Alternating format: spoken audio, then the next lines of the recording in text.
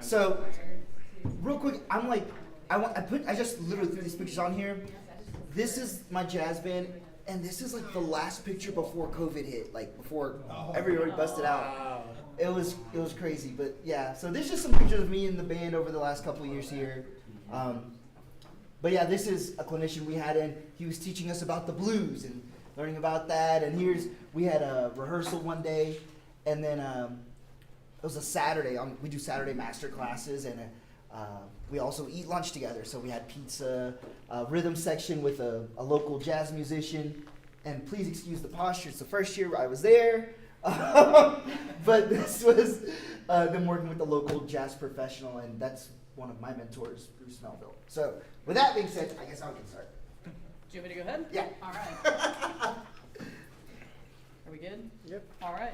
Tamarie's still dealing with some student issues, so I'm going to be introducing our next clinician for the clinic, Swingin from the Start, building a jazz program from scratch. John Liner is the band director at Morton Ranch Junior High in Katy, Texas. It's a 3C middle school. He attended the Berklee College of Music. He started the Virtual Band Directors Conference. He's also started a really thriving jazz band program at his school, Morton Ranch. And they most recently performed at the House of Blues in Houston. So welcome, John Liner. All right. Well, good morning, everybody. I know it's not morning, but I say it everywhere I'm at in my band hall. Kids give me crap for it, but it's cool. So good morning, everybody. I am super excited to talk to you about this, building a jazz band from scratch. Anybody can do it, and I highly recommend it, and we'll talk all about that right through here. So, couple disclaimers. Everything you hear today is something that I learned from somebody, I borrowed, or I stole from somebody. So, virtually none of this is original. Everything is suggestions. They've worked for me. My situation, they may not work for you, but these are just what I found to work for me and my program. And by all means, we are here to share with each other. So if you feel like something that I've said is useful, please, by all means, you don't have to ask for permission. Please use it, okay? All right, so just so you know a little bit about me, my situation, where I'm coming from with my thoughts on this. I come from a 3C middle school, so we have 1,200 kiddos in the school. We have 300 kids in band. We have 40 kids in the jazz program. And then we are a Title I campus, so we have approximately 68% students on free and reduced lunch. My school district is very well to do, but my school is not, so it creates a really interesting dynamic of funding, and we'll get into that in a little bit.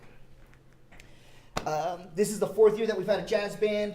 We meet once per week on Friday afternoons for 9. So school gets out, everybody goes home. We stay in the band hall and we throw down. So we do that for 90 minutes, and then in the fall semester we try to do one Saturday per month, 3-hour master class. So we bring in some local jazz musicians. We actually did a partnership with, there's a group called the Houston Jazz Orchestra, who's a professional jazz band, and they send out a sectional coach each Saturday for us. And we do have to pay, but what the kids get out of it is way more than what we can offer as a band director. And then this year the band performed over 20 times. We start with a $0 budget. So I'll tell you how we accrue dollars and figure that out. This past year we got a little crazy, but usually it's about $10,000 a year. So that's me, that's how I run my program, but you don't have to run it like that and still have a very successful program, okay? All right, so a couple of things that you should know. If you're not sold on the idea of a jazz band, for us, they've turned into instant ambassadors for the school, for the community. The school district asks us at the drop of a hat to come play for them, the superintendent, and it's instant visibility. We're in the process of building our band program up because I believe the concert band should be the boon of the program. But until my concert bands can get there, the jazz band is very much holding the torch high and shining a very bright light on our program and our community and our school.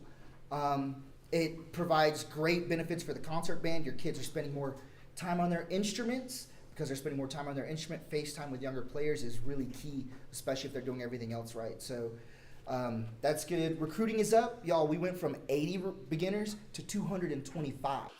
And that's just by taking the band out to the elementary schools.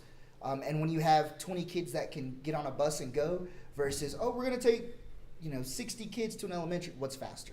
You know, you can't get a marimba on there, but you can get a bari sax, a trumpet, and a drum set on a bus real quick. We've had a couple kids get their light bulb moments from the jazz band versus concert band. I think I told this story to somebody in here, but we had a kid, tenor sax player, and he was like, Mr. Liner, I want to play the flute because of jazz. I was like, okay. I said, if you learn all 12 major and 36 minor, I'll let you play the flute. Of course, I'm not thinking the kid's going to do it. But he's so motivated with the, trying to play doubling in the flute that he's on like scale 42 right now, and he has his 8th grade year coming up. So I'm like, but I can't do that trying to play, Percy Granger. I love Percy Granger, but the motivation's just not there. And then I kind of alluded to it, but safe doubling options. I know in middle school, doubling can be really weird for people. I'm not opposed to it as long as the player's really set up well on what they're doing. They're a good player already. And I make a contract with the kid. The second that their primary instrument falls off or they fall off in band class, the double goes away. So it works well for us. We've had a lot of success, clarinet to saxophone, trombone, euphonium. This year we're going to do tuba, bass, trombone with one of our players. So now, all right, and here's just some of the performance opportunities that we've had. Granted, this is our third, last year was our 3rd year. We performed at the Jazz Education Network Conference, which is an international conference, House of Blues. These children, y'all, hold on. I get excited sometimes. These children played the House of Blues, got a standing ovation and then an encore. That's a big deal. And talk about kid experience. You're a 12-year-old and these people they're loving on you, man. There's no greater feeling, and to duplicate that in another setting is awful hard to do. So we did that. We actually played a real gig. They paid us $1,000 to go play for this cancer benefit. These are some district events. We went to the recording studio and recorded. That was fun. And then I try to do jazz festivals a year. So this is all contextual and bolts, so we can really talk shop. Okay, here's some pictures of my kids. Yes, I have all the disclaimers or all the waivers signed. But yeah, let's jump into it. So today we're going to talk about building your program, and then once you kind of have it built up, what do you do? How do you get it there? So what do you need? Okay, I've kind of broken the entire presentation into this. You need players, equipment, music, rehearsal time, gigs, and then help. Yeah, there's no way you can do it without help. So here we go. So players. This is my wholehearted philosophy about jazz. Jazz is a style, not an instrumentation. So I believe every instrument should be in the jazz band in the public school setting. Whether it's flute, clarinet, French horn, saxophone, everybody's in, oboe, bassoon. And if you keep this approach, I promise it'll pay off. So watch this. So with us, when I say saxophone section, so I have alto, tenor, bari, but then we also had, this year we had a flute and a clarinet player. Actually, there's our flute player, it's Skylar, in the band. Trombone, right? We had trombone, euphonium, and tuba, and a French horn playing lead trombone. And then in trumpet world, trumpet, you can also have clarinet. So if you're looking, how do my kids fit in? This is exactly how. When we're playing, I usually give the clarinet player tenor sax part. We actually had a bass clarinet player playing with us too. So everybody, in my opinion, everybody should be playing. Okay? And then you got to have your rhythm section put together, right? I put stars by the drum set and the bass because this, to me, is what has to be there.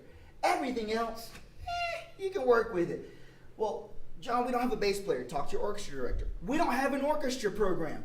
You can get a keyboard and have them play the bottom end of the keyboard, right? But you have to have a drum set. You got to have a bass. Everything else you can kind of figure out. Now, remember, I work at a Title I school. I require my rhythm section to be in private lessons. Well, we don't have access to private lessons. Zoom. You do. Get them on Zoom. Even if it's 2 or 3 kids on a computer screen and everybody else.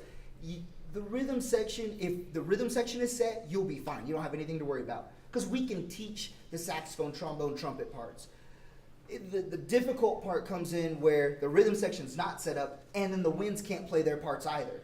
And then it's a hot mess express of a rehearsal, right? So really, if you really can't get private lessons, there's no chance, I would have a sectional with them. But you've got to figure out something to support your rhythm section, because you'll find that your kids take off. The ones who are really motivated to be in the rhythm section, if they're truly motivated, they will shine. But you've got to get them their support, right? It's also really cool when you say, all right, guys, when we go to the B flat 7 sharp 9, I want to go to this mode. And your 7th grade drummer understands exactly what you're talking about. It's happening in my program, and it's freaky cool. It's really stinking cool, because they understand music how we understood it in college. And this is how I kind of recruit and audition. So when I first started, the first year, I handpicked every kid. And they said, all right, great, you're in the jazz band. Like, yeah, what do we do? And what I found is that the kids will be, and Jim Shaw actually talked about this. If you're this excited, the kids will come up about here, right? But if you're not excited about it, of course the kids aren't excited about it.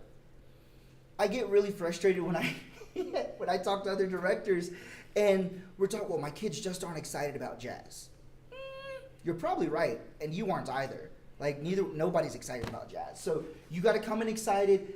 I handpicked the first year, and then after that we did auditions.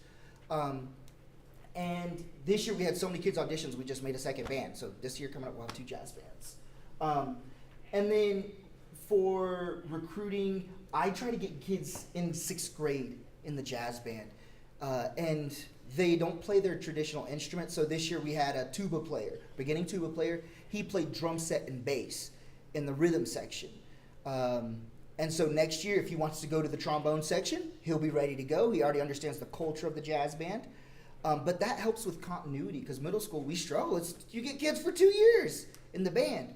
But if a kid already knows the warm-up and the style, well, you got 2 more years with them instead of just, because they started in the 6th grade, you have 2 more years with them. So I really try to go in our beginner classes and find the most musical kids. Like, it doesn't matter if they have any, like, oh, well, I love John Coltrane. Well, they're probably not going to say that. It's probably that rock star, superstar kid. Just try to, January, February, ring them in. And then usually they take pretty well to it. And then I also, I'm in the hallways all the time. I make time to be in the hallways to find that kid who's not in band, who is carrying a guitar around school all the time, or who's in orchestra. And it's kind of cool because it's working reverse for our school. Usually it's the band goes to the orchestra and borrows a bass player. Well, I'm making bass players for the jazz band and then sending them to orchestra. So it's actually kind of cool how that's working. But this is huge. Because our window of time in middle school is so small, it is a constant thing of trying to find kids and getting them in as long as possible. And that helps with continuity. So let's see. Actually, one more thing on that. For us, the way that's benefited us is our rhythm section is losing 1 player this year, right? So now we have, actually that's happened the last 2 years. We've only lost 1 player. So now the kid, they know how to play with each other, which makes life really easy, okay? All right, equipment. The key really, there's our tuba player. The key really is the rhythm section equipment. The optionals, and I think I put this on your handout, the optional stuff, PA system, stand fronts, we don't even have that yet. But you're really looking for drum set, amps, and an actual bass. The way that we did it is I was posting on social media. Some people were donating stuff. We'd asked for the community to donate. We asked our school district for support. We asked our school for support. Sometimes they said yes. Sometimes they said no. But we got, we went from 0 bases. We have 5 bases. We don't use all 5. I can't use all 5. But what a great problem to have, right? So now I can say, a kid who can't afford a bass, great. He gets a bass to go home with him. One stays at the school. It's worked out really well. And then at the very start, we allocated a little bit of general band funds for this. And I know that's kind of hard for some of us to kind of rock with, but when you see your recruiting enhance immensely, or you see the community is looking at your band program because of what the jazz band's doing, a $200 investment for a really cheap used amp is not so much of it's truly an investment and not an expense. So that's kind of the community outreach that or that's not connected, but we did go to the community to ask for amps and instruments and things like that. And they also helped us out a little bit. Fundraising, remember, we're a Title I school. We use this thing called 99 Pledges. The first year we did it, we had like 17 kids, and I think 13 kids participated. We raised $5,000, and that was pure jazz band funding. The next year I rolled it out to the whole band program, and we were small, but we had about 200 kids and about 100 participated. We raised $18,000, and almost half of that was jazz band kids, right? And so guess where that money went that they raised? To the jazz band, and that's why I say we run at $10,000 a year. But it's money that the kids raised. 99 Pledges it's basically a check writing campaign. You send a link out to the families, they send it out to their friends and family, and they send it right back. They send money right back. So that's been really great for us. And also playing gigs helps. So like if your school district allows, you can market yourself out, especially high schools, like playing weddings and things like that. That is a real thing where you can collect funds for your kiddos, because you can go, this sounds bad for professional musicians, but we'll come in under market price because we're education. So we can take gigs from pros. That's horrible, but it helps the kids. And then shirts and uniforms. I think it's really important that Deion Sanders, for any sports fans, he says if you look good, you'll play good. And I'm a firm believer in that. So you'll see, like, we wear the white tuxedo shirts. We wore the bow tie here for the cancer benefit. But we usually do black bow ties. And then for like more casual gigs, we have a jazz band shirt. And it's the same shirt every year. So now every kid that's ever been in the Morton Ranch Jazz program has the same shirt. They have something that they're really proud of. It's really cool to see it come alive. So that's equipment. Okay, music. I am a big believer in the daily drill, warm up. You do it every time you meet. And I'm going to show you guys what we use. Yeah, here we go. Is this? Yeah, okay, cool. So this is our daily drill. Now, we only meet once a week. But if you see number 1, it's the long tones. And I think on the back of your handout, it might be small. I might be wrong. Is that on there? On the very? Let me see, brother. Okay, all right, appreciate you. All right, so, but the long tones, that's the same thing or very similar to what they see in band class. The rhythm section has a swing pattern going. The second, there's your articulation drill, okay? And then I'm really excited about this. So then we go to the blues, right? And you'll see that there are just arpeggios all the way through. Now, here's what I do. For the kids' auditions, their audition is this. I just cut that out, put it on a page, right?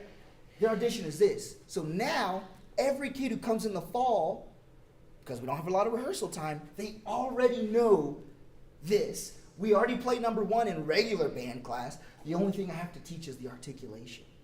So I've saved a bunch of time in rehearsal because all this stuff is pre-learned. F blues is a little bit different, but it's the same concept. And then we have a chorale. I have a QR code for y'all in a minute. Careful on the chorale. There's like a lot of nasty chords on there. So if you want to do it, it's like a lot of 11s and 13s. So if you do it, just know it's a really thick listening exercise. All right, so I want y'all to turn to the back of your handout, and on the back it has this, has some notes with like some duts, do's, and das, and that's our articulation exercise. And with that, I want us to do it real quick. There's long tones. There we go. Here's your articulation. It's also up on the screen if you'd like to see it there. So here's the tempo. I'm going to demonstrate, and then I'm going to try to have you guys come in with me, okay? Let's check it out. Da, da, da, do, do, da, do, do, da, do, da, da, do, do, do, da, da, do, da, do, do, da, do, da, do, da, do. Okay, try it. 1, 2, say it. 1, 2, ready, and da. No. It needs to be crispy. Don't be lazy. Do it again. 1, 2, ready, and da. There you go. Da. Do, da, da. Yeah. Do, da, do, da. Uh-huh. Da, do, uh-huh. Da, da. Good. Do, da, do. good. Now, I'm doing this with you because this is exactly what I do with my students. So I'm going to play a little example for you. This is actually at the Gen Conference warming up, but this is us doing the articulation drill.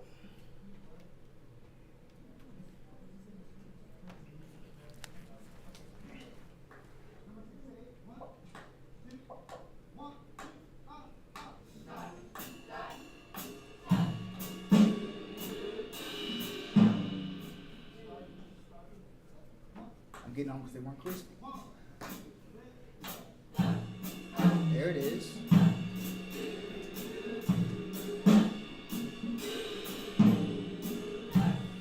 Listen to the intensity.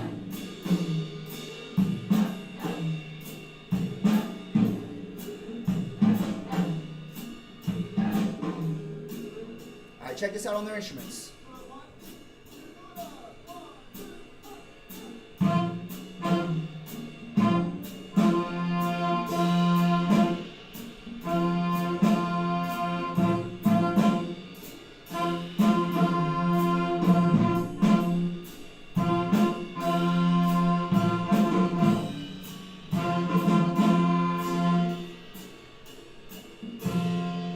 And by no means is that perfect, but if you notice the intensity that we said it with, once we got it said right, it matched pretty closely with how they played. And that's really, really important that if you do something like this where they say it and then play it, which I highly recommend, that they give you the intensity that you're looking for, okay?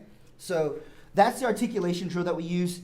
And then I'm going to lay this on you. We're going to plant the seed. We're going to come back to it. So these are all what we call permutations. Everybody say permutations? Permutations. They're permutations of what we call the Charleston rhythm, okay? And that is a very, very, very staple rhythm in jazz bands. So we're going to, in the idiom of jazz, we're going to plant that seed. We're going to come back to it, okay? Follow with me. All right, so that's the articulation. And then the blues, okay? This is another part of our daily drill. That was the arpeggios that you saw all the way through, okay?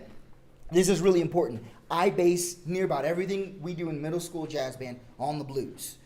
And what it turns into is most of our sets are the blues and slight variations of the blues. And it's like, but your concert is going to sound the same.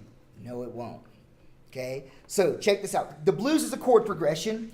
And here we have, this is a very basic set of chords on the blues progression. You also have a copy of this on the back of your handout. Okay, so it goes from the B flat 7, E flat 7, B flat 7, so on and so forth. Each block is one measure. Okay, that's what the blues looks like as far as chords are concerned. And like I said, this is the bread and butter of the jazz band.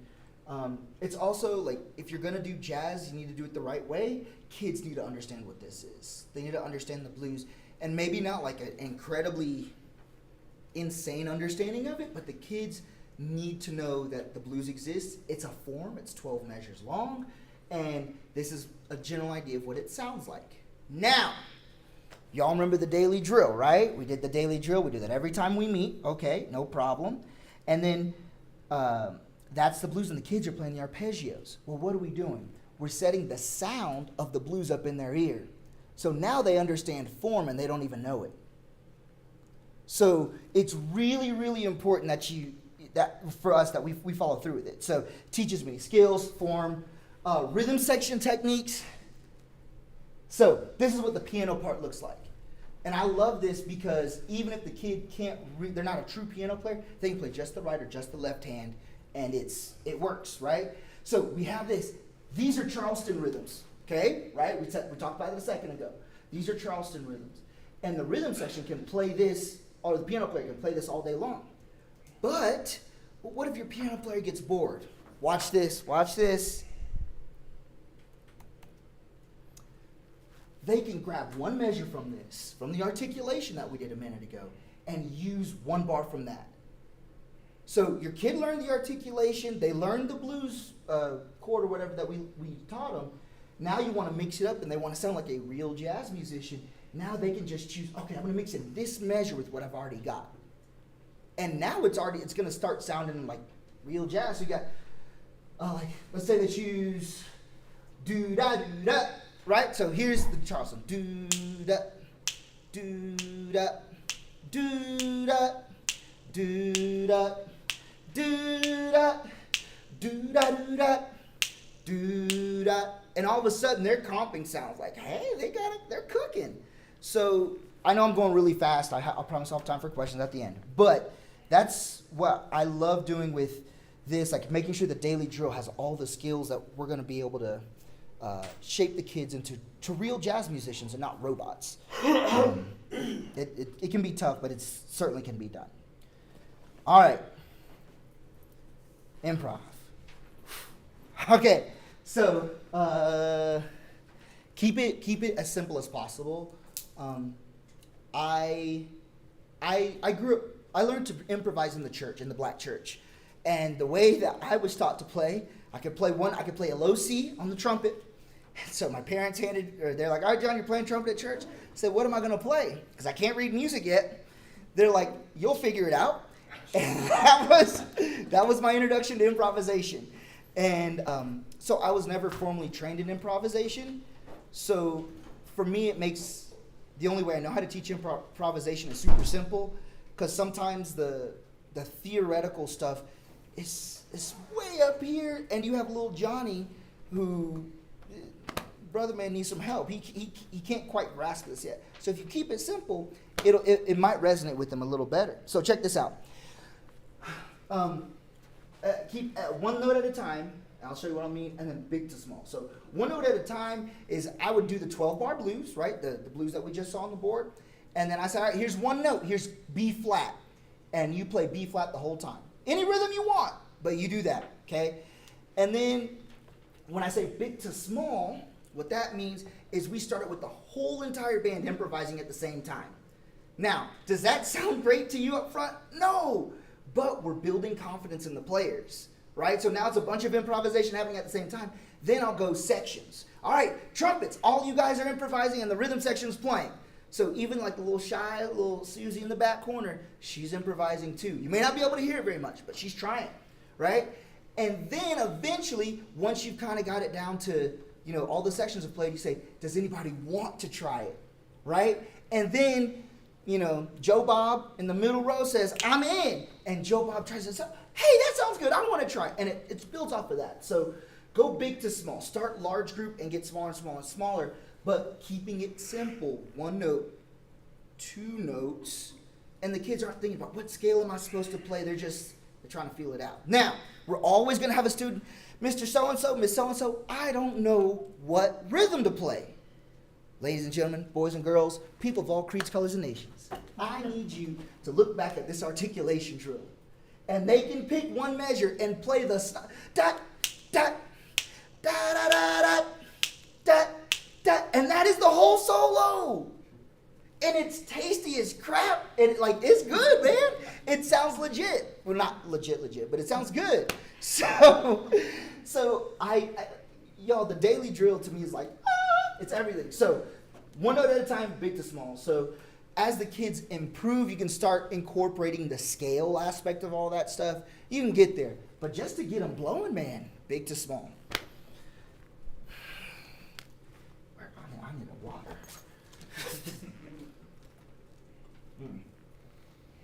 We've talked about this. All right. Okay, so if you want, this is what we had this year. This is the warm-up and all that. You can take the QR code, and it's there. I think I put the finale file in there too, so if you want to mess with it, you can customize it for what you're looking for.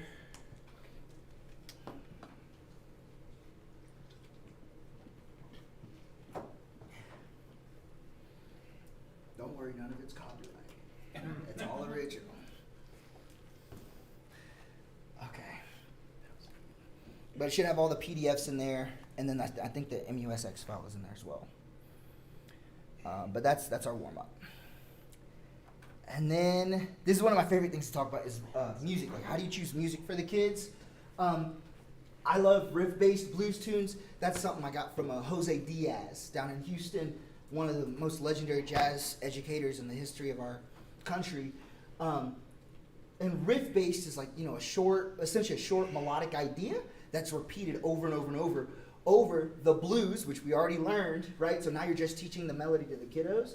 C-Jam blues, these are examples of riff-based blues tunes. C-Jam blues, Tenor Madness, centerpiece, Sunny Moon for 2. And they're just 12 measures long. Your rhythm section's already learned the blues because you taught it in your warm-up. And so, like I said, you're just teaching the melody to the wind players. I'll leave it up there for a second.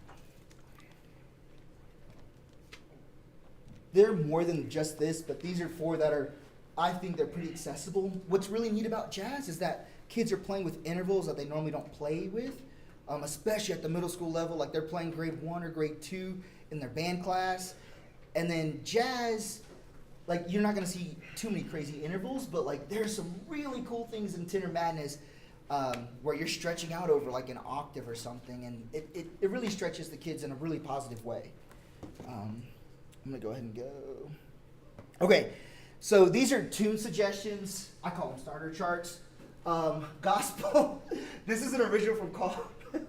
This is an original, and at my school I can no longer not play this on concerts. I got nasty emails when we did not play this at a concert because the parents loved it. So it's now every year, every concert we play it. So that C-Jam Blues. Rick Stitzel's and all these guys are excellent arrangers, but I love this arrangement. Take the A-Train Essential Elements version.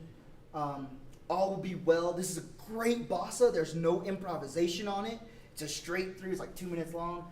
And then Blue Avenue, y'all. It has a 2-measure vamp for improvisation. It is like the perfect intro to improv. It's absolutely fabulous, and kids cannot go wrong with it. They feel super successful. But these are all starter tunes that I recommend. I'm a big proponent of like playing jazz. And I say that because, sometimes we'll play a rock tune or this or that. And it's like at first the kids need to learn how to swing. And with the exception of the bossa, all these you're swinging on them. So please, please, please, please, please teach your kids jazz. And then when you put the rock tune in front of them, they won't get so excited that they don't want to play jazz anymore. I think a lot of times we start with rock tunes and then you have to try to pull their teeth out to try to get them to swing. It's like, no, start with the swing and do it well. The kids will love it. Kids will love it. Okay, these are like kind of methods and publishers. Essential Elements for Jazz. It's a red book. It's great. Jalen Jazz. All of their music that they publish comes with all of the non-traditional instrument parts already there. So you don't have to finale any of their stuff. They have the flute, the tuba, the clarinet, the French horn, all that stuff. The real book is a collection of a ton of jazz standards. And it is a great resource for tunes and chord progressions and things like that. Any semi-serious jazz musician certainly would need it. As a teacher, I believe we need it as well. And then combo patch tunes, and then blues heads. It's okay with your big band to play something that has 2 parts or 3 parts. It's 100% okay. And that's something like the combo packs and tunes do for you, is they provide something where kids can start hearing that complex harmony without without necessarily having 6 different notes being played at the same time. Right, which is what we get a lot of times, and not quite 6, but in jazz. Okay, so John, you're like spewing all this junk at us, but what does it actually look like in real life? So first performance. Our first performance is 2 weeks after school starts. We start school on a Wednesday, so it's not it's not the second Wednesday of the school year. It's the second Friday of the school year. There we go. It's that Friday night. So here's what we do. We play.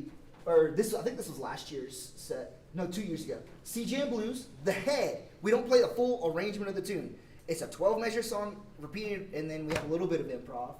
Gospel, it has a written out solo that we teach the kids. Take the A-Train, and then that's the end of their playing. They go sit down. We bring a jazz quartet in to finish the concert. And so now the kids get really great exposure to high-quality playing. You get buy-in from your parents because your parents say, oh, this is what my kids can do. Yes, this is what they can do. So this is a great night. It's super simple. It's like 45 minutes tops, and we're all out of there. And I think it's been super successful the last few years. And then rehearsal times. Find a time. Don't make excuses about it. Some of us can do rehearsals during the school day, which is fabulous because you have a class period. Some of us before school, after school, your advisory or your study hall periods. There's a lot of options.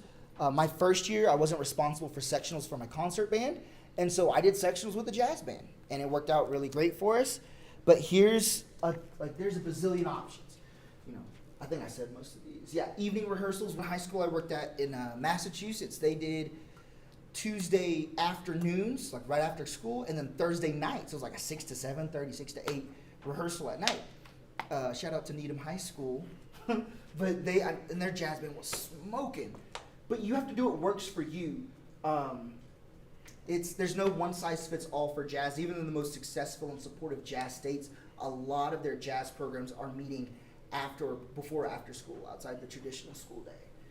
And then, so I think I mentioned this at the beginning, we do a master class once a month at the beginning of the school year. And we bring in pros to work with the kids. I highly recommend these if it's possible. I know some of us are like, dude, you're not touching my weekends. However, if there's a way for you to bring this in, even if it's on a weeknight or something like that, to bring in pros for your kids to see what it, like I had a gentleman, he's the professor of jazz studies at Texas Southern University, Brian Perez. He came in this year and worked with our saxophones and showed me a whole different way to get a giant appropriate sound for the saxophone players. So not only is it beneficial for the kids, it also helps you as a director really understand the instrument because we learn classical pedagogy. Hold on, I need to get on a soapbox real quick. Listen, your kids can do jazz and classical and be okay. Like I know some people are freaking out, but like my saxophone players had 2 embouchures. They had their classical embouchure and they had their jazz embouchure. And we had to enforce it, but the kids, if this kid is smart enough to learn 2 languages, they're smart enough to learn whatever you need them to do in music. So I highly recommend the master classes. Sectionals, if you can, great. Sometimes student-run sectionals, depending on how mature your students are really beneficial. And I know there's one high school that did a student-run ensemble, and the teacher was just there in the office, and the kids were running their own combo. So there's a lot of different ways 10,000 ways to skin a cat. So, but you got to have rehearsal time. And then gigs. These are performances. You got to play. So I look at gigs like this, low pressure and high pressure gigs. As we get to big performances, we want to start ramping this up. This is what I mean. Low pressure is things where the band is not the focal point. And kids can get really comfortable playing tunes, right? Really comfortable improvising because nobody's like staring at them. And you build the low pressure gigs up until you get to a high pressure gig where the band is the focal point. So over the course of the year, we start with super low pressure. Like our first performance last year, they did like the before school orientation things where the kids come in, and we'd have a jazz camp the week before, and we learned 2 heads. They were very simple. We played two heads for an hour and a half. People were just passing by, so they never heard the same song twice, right? But we got really good on those 2 tunes. We build confidence in improvisation. The band's going to get tighter. And then as we get further along, oh, snap, we're performing on an international stage.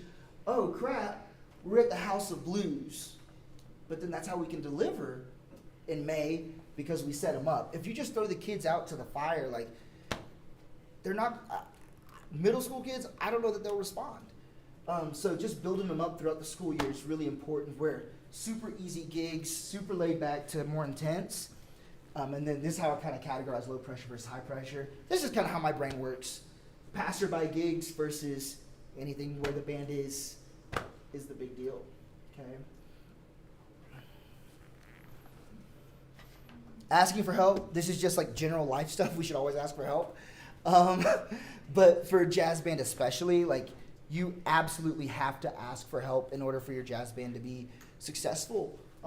Here's some suggestions, like local jazz musicians, band directors. If you have local colleges, Zoom. Get on Zoom. Have somebody Zoom the kid or Zoom in to work with your kids, or even high school students. If you really don't have access to anything else, bringing those kids down is a great opportunity for or to benefit the ensemble. So please, please, please, you have to ask from day one. I'm still asking for help. there's a gentleman named Bruce Melville down in Katy, and he produced some of the finest jazz bands you ever want to hear. And we're constantly on the phone. Hey man, what do you think about this?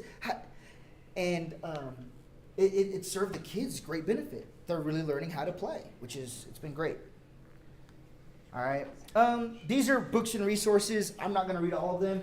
I'll just tell you a couple that has helped me. The top one, Jazz Pedagogy. It's an old school book. It's real thick, but it has everything you can think of, from different setups, rehearsal setups, like promoting your concert. I mean, every little detail that you might want.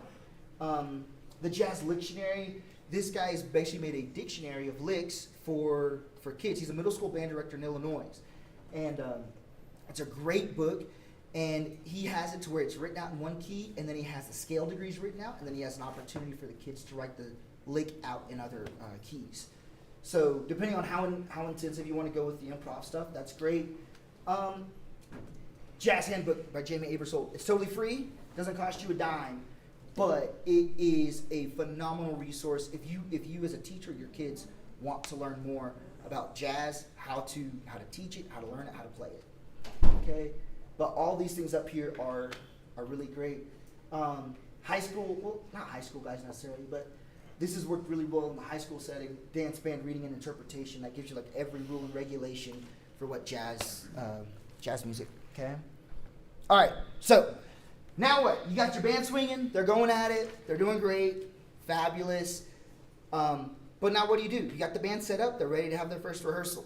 Here are the 7 things that I do religiously to make sure that my program is going in the right direction. Perform! Perform as much as humanly possible. That's just it's amazing. Just by performing, the kids will get better. Like if we've had performances like on a Saturday, and then like they had another performance on Tuesday. It's like, well, we don't have time for rehearsal. Tuesday's performance is always better. Always better. It's incredible. Perform as much as possible. Number 2, play before it's contest ready. I know we have these pristine set of ears on us that have us just like, it's not ready. It doesn't sound good. Measure 36 is out of tune, and the saxes don't know measure 11. Yeah, it's okay. If they can play start to end, in most cases, it's probably ready to play for, like, you say it's good enough for jazz. Yeah. Right. I'm not saying go play and embarrass your kids. I never put my kids in a situation where they're going to embarrass themselves or the program. However, it doesn't need to be pretty and polished. Now, when you go to jazz festival or something like that, maybe so. But this is really key. It also pushes the kids to learn the music outside of class faster. Because it's like, oh man, we don't know this solely, and we're playing this song on the concert on Thursday. Well, they're either going to do one of 2 things, fold or play, and I haven't seen the kids fold yet. So play before it's contest ready. Fundamentals, just because it's jazz doesn't mean that there aren't fundamentals. You must do fundamentals. Just like you do in concert band every day, you get on the podium for 37 years playing concert F. Whoa, I'm not saying do that, but like we have a daily drill. You've got to do fundamentals every single day so that the kids get it. Scales. We do scales every single time we get on the bandstand. And right now we're just doing major scales. We might swing and we'll play in different patterns, but we always do scales every single time. And that obviously will benefit your concert bands. Tunes. Jose Diaz was on a podcast, and he was saying, man, what does your 4th trumpet player say when they go home and grandma says, hey son, play me that jazz band music? So he pulls out the 4th trumpet part. Da da da da da. Da da da. Rest for 60 measures. Da da da da. It's like, dude, that's boring. So not only for a pedagogical standpoint, but like every kid needs to learn those blues heads or melodies or whatever it is, so that kids can go home playing music. Right? And if every kid has tenor madness, every kid's learning tenor madness in the band. They can practice together if they want to. They can play it once they can all play it. They can play it together. You also have combo. Like there's a lot of opportunities from just learning tunes with your kids. And then listen. This is you can take QR code of that. That is from, that's from the free Jamie Aebersold handbook. And it has a list of a phenomenal resource of things to listen to and I think it is categorized as well. So when people say listen, I don't know what to listen to. This is a good start. It has a lot of iconic recordings on there.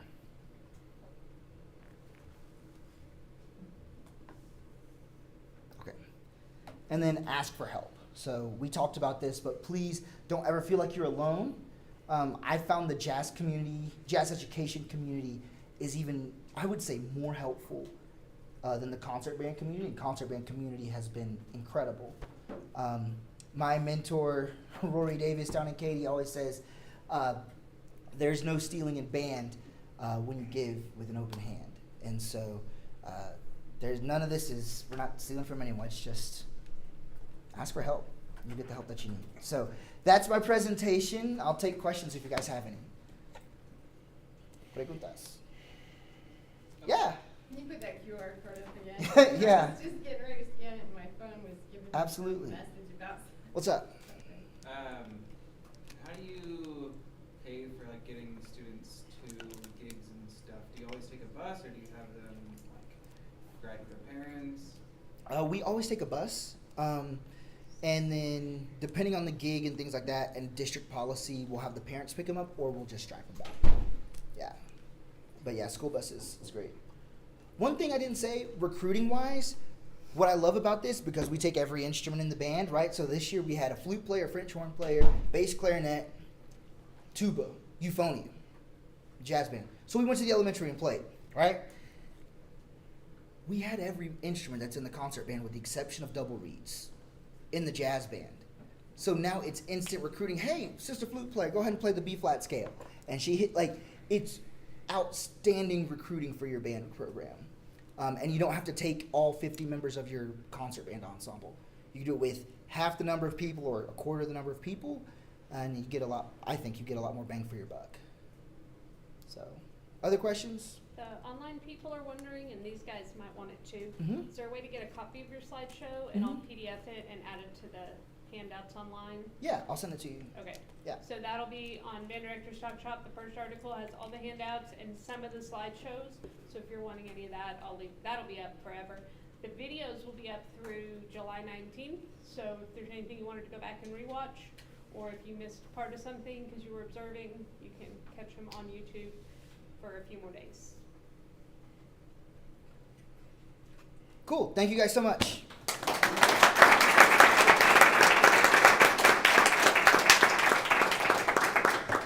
So it's online still going.